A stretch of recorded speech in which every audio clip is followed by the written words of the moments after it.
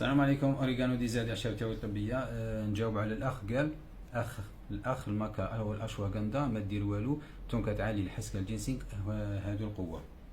شوف اخي، اي حاجه ربي يخلقها عندها فائده معينه. الماكا والاشواغندا يلعبوا على التوازن الهرموني في الجسم. اذا ما كانش عندك توازن هرموني في الجسم ما تنفع لا جنسيك لا تنكت لا حسكه، يعني ما راح دير والو في حياتك. الجسم تاعك يبقى ديما ناقص. هذه حاجه الاولى. يعني باه تفهم باللي الاحشاب هذه في بعض الاحيان وحده تكمل الاخرى.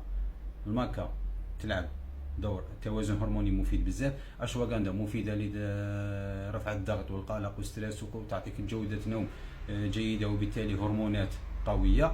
هنا يجي دور التونكات عالي والجنسيك والحسكه لرفع هرمون التستوستيرون، مع انهم هما ايضا يرفعوا هرمون التستوستيرون ويزيدوا الطاقه وكاع، لكن الاقوى من ذلك انك تونكات عالي ترفع هرمون التستوستيرون، جنسيك ترفع الطاقه وترفع هرمون التستوستيرون، والحسكه كذلك ترفع هرمون التستوستيرون، تزيد الرغبه ومليحه ايضا للقلب. يعني فوائد متداخله مع بعضها البعض. يعني انت كي تاكل مع بعض راح تستفاد بشكل عام. اما انك تخير واحده على واحده تقول هذه مليحه وهذه ماشي مليحه، ما تطيقش تقولها، وهذا من الخطا.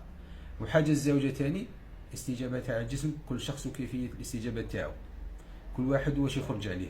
ما تطيقش ممكن انت تخرج عليك الجنسيك وخذ اخر ما يعطي حتى نتيجه، بالعكس الماكا تعطيه طاقه ولا اروع.